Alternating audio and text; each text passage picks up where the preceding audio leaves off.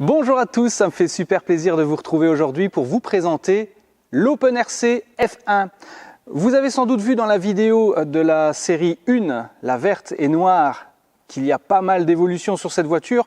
Je vous présente aujourd'hui la phase 2 avec toute une série d'options. On va les détailler ensemble, évidemment, après le générique.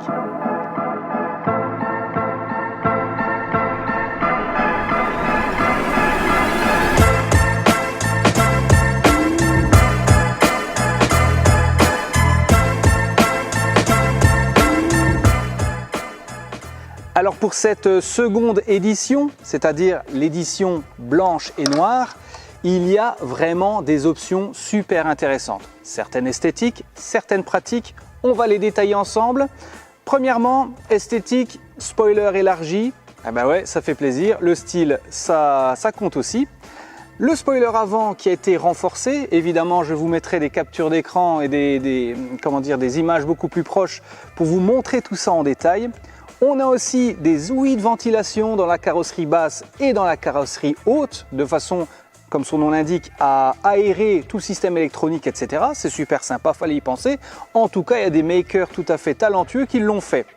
Autre détail non sans moindre importance, la suspension avant et la suspension arrière. Alors là, on est dans l'aspect pratique, parce que pour avoir une meilleure tenue de route, ça compte d'avoir une suspension à l'avant et à l'arrière.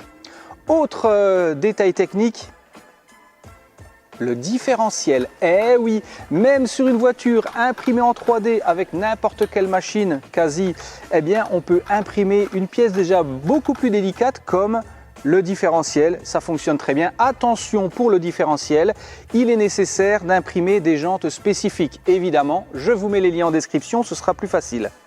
Concernant le capot supérieur, on peut remarquer que c'est un capot avec le petit aileron, ce qu'on appelle le petit aileron Shark. Ça donne un petit style supplémentaire, regardez par rapport à l'autre, ça donne un petit style en plus, super sympa, super stylé. Alors vous allez me dire, ça change rien au plaisir de conduite, c'est évident, mais en tout cas côté style, elle en gagne. On remarque également que sur cette opus, si je puis m'exprimer ainsi, sur cette version, j'ai mis des jantes de plus grand diamètre pour accueillir des pneus de type Tamiya F104. Donc ce sont deux dimensions différentes à l'avant et à l'arrière. Je vous mettrai des petits liens en description également pour vous éviter de chercher bêtement parce qu'on ne les trouve pas facilement. Et voilà, en gros, ce sont les gros changements qu'il y a sur cette voiture. Évidemment, opter pour une impression pleine dans certains cas, de pièces pleines dans certains cas, c'est particulièrement important pour la direction.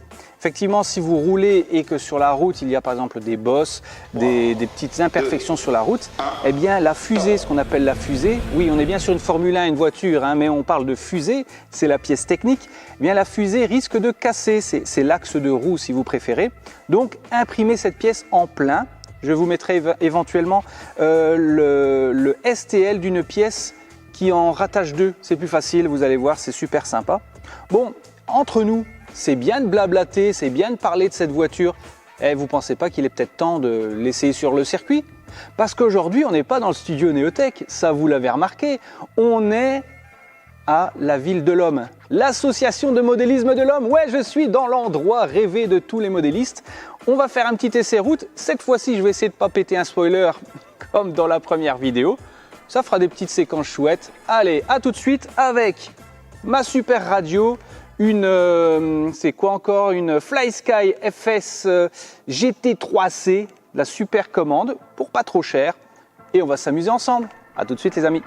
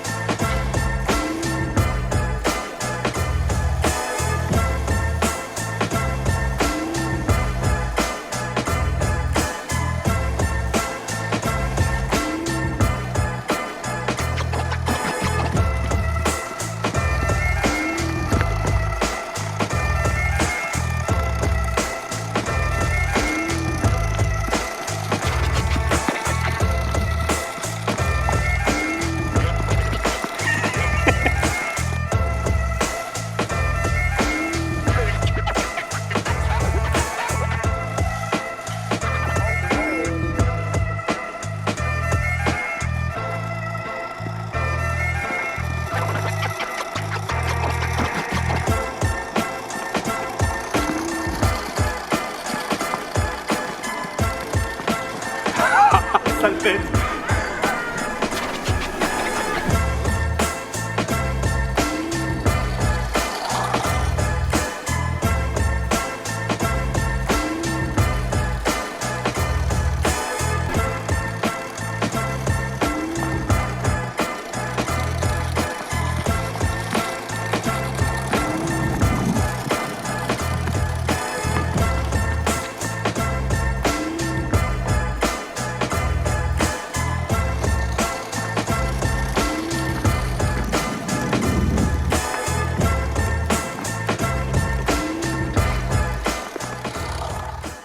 Et bien voilà, j'espère que ces petites courses à l'association de modélisme de l'homme vous ont bien plu. C'était super sympa, d'ailleurs c'est toutes les semaines super sympa à l'association de modélisme de l'homme.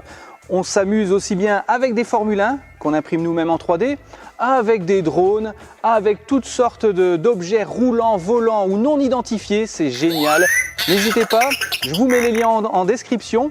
Et d'ailleurs, je vois qu'ils vont bientôt mettre d'autres véhicules en route. Bon, je vous laisse. A plus les amis, ciao!